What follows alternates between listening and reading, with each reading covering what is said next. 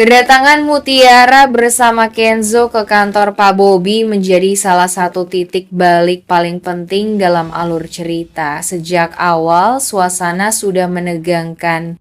Mutiara yang biasanya hanya berkutat di dapur atau melakukan pekerjaan rumah tangga, kini harus masuk ke ruang rapat berkelas dikelilingi para staf profesional serta bertatap muka langsung dengan sosok besar seperti Pak Bobi.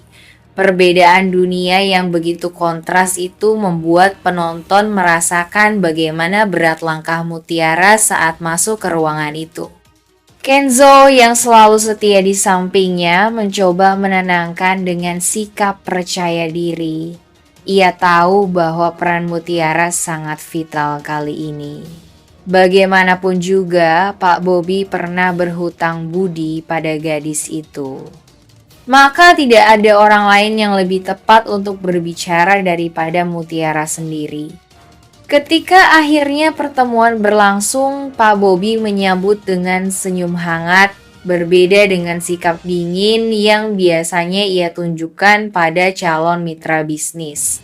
Sorot matanya berubah lembut begitu melihat Mutiara karena kenangan lama kembali terbayang momen ketika ia jatuh pingsan di jalan dan Mutiara dengan tulus menolong tanpa pamrih. Sejak saat itu, ia selalu menyimpan rasa hormat pada gadis sederhana tersebut. Kenzo mulai membuka pembicaraan dengan menjelaskan kondisi kritis perusahaan Aditya yang kehilangan investor utama setelah Pak Dandi menarik semua dananya. Namun, pembicaraan itu tidak sepenuhnya menggugah hati Pak Bobi. Sebagai pengusaha, ia sudah terbiasa mendengar permohonan semacam itu. Semua orang datang dengan janji keuntungan dan angka-angka besar. Namun yang mengubah segalanya adalah ketika Mutiara sendiri yang akhirnya berbicara. Dengan suara pelan tapi penuh keyakinan, ia menyampaikan permohonan agar Pak Bobi mau mempertimbangkan membantu perusahaan tempatnya bekerja. Bukan karena ia ingin mencari keuntungan pribadi, melainkan karena ia tidak ingin melihat keluarga yang ia layani hancur. Kata-kata itu sederhana, tidak berbelit, tidak ada janji manis ala pengusaha, namun justru itulah yang menyentuh hati Pak Bobi. Ia menatap Mutiara dalam-dalam lalu terdiam beberapa saat. Hatinya bergejolak, ia merasa seakan-akan ini bukan lagi soal bisnis, melainkan tentang membalas kebaikan seorang gadis yang dulu menolongnya tanpa syarat. Ia bahkan berpikir bila Mutiara saja berani datang dan memintanya, maka investasi ini mungkin memang layak untuk diberikan.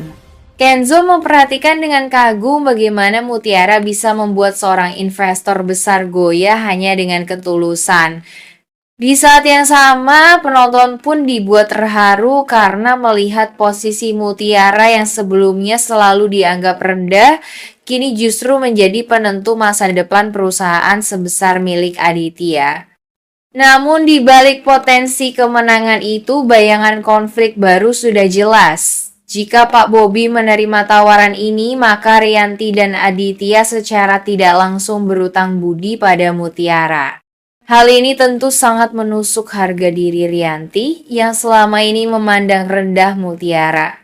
Alih-alih membuatnya luluh, utang budi itu bisa menjadi bara baru, menambah kebenciannya terhadap Mutiara. Sementara itu, Pak Aditya sendiri akan berada dalam dilema besar. Ia bisa melihat bagaimana keberadaan Mutiara benar-benar menjadi penyelamat, tetapi di sisi lain ia masih terjebak dengan ambisi, gengsi, dan pengaruh besar Rianti. Penonton akan dibuat menanti apakah Aditya akan membuka mata dan mulai menghargai Mutiara atau justru tetap terperangkap dalam ego dan ketakutannya kehilangan kemewahan hidup. Keseluruhan adegan ini tidak hanya menegangkan tetapi juga penuh simbol. Mutiara yang dulunya dianggap tak berarti, kini duduk sejajar dengan para tokoh penting bahkan mampu menggerakkan hati seorang investor besar. Dari sinilah jalan cerita menuju babak baru. Perubahan posisi Mutiara di rumah itu dari yang diremehkan menjadi sosok yang tak tergantikan. Setelah pertemuan itu, keputusan Pak Bobi perlahan mulai terlihat. Ia memang tidak langsung mengiyakan, tetapi sikapnya berubah jelas. Ia bersedia mempertimbangkan serius untuk masuk sebagai investor baru, dan itu semua semata-mata karena kehadiran Mutiara. Kabar keberhasilan Mutiara membawa peluang baru untuk menyelamatkan perusahaan cepat menyebar ke rumah besar keluarga Aditya. Rianti yang sebelumnya masih meremehkan sontak terkejut mendengar berita itu. Ia tidak menyangka gadis yang selama ini hanya dianggap pembantu ternyata bisa membawa dampak sebesar ini. Namun bukannya bersyukur, justru perasaan tertekan dan cemburu menguasai dirinya. Di matanya, Mutiara kini telah menjadi bayangan yang mengancam posisi dan wibawanya di rumah maupun di hadapan Aditya. Aditya sendiri mengalami guncangan batin. Ia memang panik luar biasa setelah ditinggal Pak Dandi menarik semua investasinya, bahkan sampai merasa seperti kembali ke titik nol kehidupannya.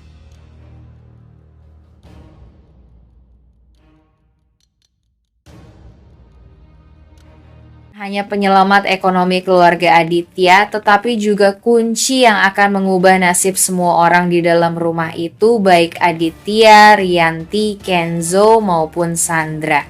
Rianti kini berada dalam dilema besar. Di satu sisi, ia tidak punya pilihan lain selain meminta bantuan Mutiara untuk menyelamatkan perusahaan Aditya dari kebangkrutan. Namun di sisi lain, hatinya tidak bisa menerima kenyataan bahwa orang yang selama ini ia rendahkan, hina, bahkan ingin singkirkan, kini justru menjadi kunci penyelamat keluarganya. Momen ketika Rianti harus menatap Mutiara dan dengan suara berat meminta tolong menjadi titik yang penuh gengsi dan sakit hati baginya. Senyum Mutiara yang tulus justru membuat Rianti semakin tertekan. Ia sadar jika rencana ini berhasil, maka ia akan berutang budi kepada Mutiara. Sesuatu yang selama ini tak pernah ia bayangkan. Bukan rasa terima kasih yang tumbuh, melainkan potensi kebencian yang makin besar. Dalam pikirannya, Rianti merasa harga dirinya jatuh. Ia takut jika posisi Mutiara semakin kuat di rumah itu.